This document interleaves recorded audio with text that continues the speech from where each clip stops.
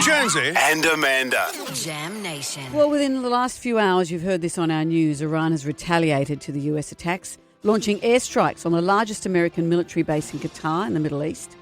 Trump has recently taken to Truth Social and said, "I'm pleased to report no Americans were harmed and no damage was done. Most importantly, they've got it out of their system and there'll be no further hate." What sort of bombs are they dropping? How do you feel being on the ground? We're crossing now to ABC journalist Riley Stuart, who is in Tel Aviv. Riley, hello. Oh, hi, guys. Thanks for having me. Well, Wow. good to have you on, Riley. So is there any truth to that? There's no damage? They drop a bomb and there's no damage? It's really interesting, right? Because sometimes you drop bombs and you don't want them to hit anything. And that's kind of what Iran have done in this situation. Now, there's something really important, right? Because they've been firing missiles at people for the last 10 days. But when they shoot them at Israel, they don't give any warning. They just fire them.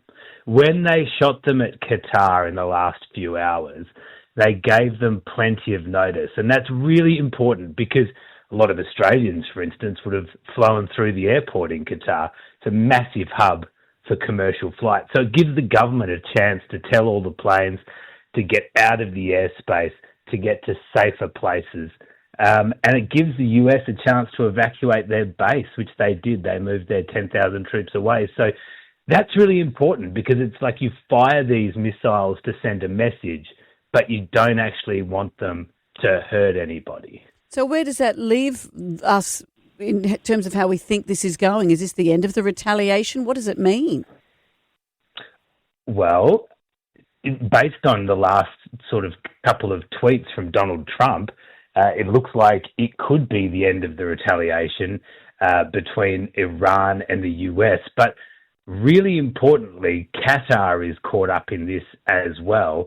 And they've said that they reserve the right to retaliate too. So even though it could be a full stop between this conflict between the US and Iran, we're still expecting it to carry on elsewhere. And it's really important to point out that Israel launched its biggest strikes ever in Iran in the last 24 hours. So that is showing no signs of slowing down. Is Qatar, that's on the America side though, isn't it?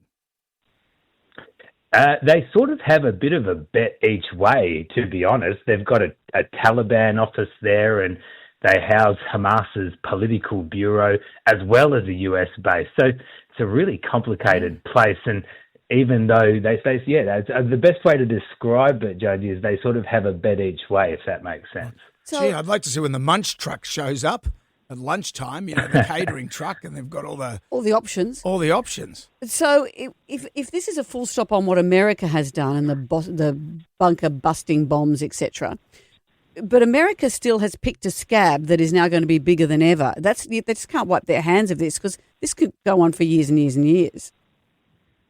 Well, yeah, I mean, I think that's a really good point, Amanda, and it has gone on for decades in various different capacities, this situation, if you like, in the Middle East. And if we've learned anything over the past 10 days, it's that it's absolutely capable of flaring up again. And as I said before, even if the US draw a line under their involvement in this conflict, and it has to be said, it's been a significant involvement. They dropped their most powerful non-nuclear bombs on Iran, so that in itself is significant. But it will go on elsewhere. Israel and Iran have given no indication that they plan to stop attacking each other anytime soon.